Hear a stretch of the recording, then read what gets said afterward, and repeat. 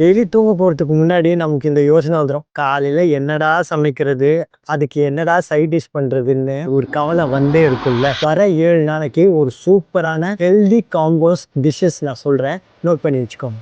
Monday ragi தோசையும் வெங்காய சட்னியும் அல்டிமேட் காம்பினேஷன். டியூஸ்டே சாமை பொங்கல், கோகனட் சட்னி, சாம்பார் ஒரு ரிமார்க்கபிள் ஃபுட் இது. வெனஸ்டே சப்பாத்தி பண்ணும்போது அதோட முருங்கைக்கீரையை அரைச்சி அதில் ஊற்றி மாவு பிசைஞ்சு சப்பாத்தி போடுங்க. அதோட வெஜ் குருமாவோ எக் குருமாவோ வச்சு சாப்பிட்டா ரொம்ப அமேசிங்காக இருக்கும். தேர்ஸ்டே ராகி முந்தை. இந்த ராகி முந்தைன்றது நம்ம ஊரில் களின்னு சொல்லுவாங்க.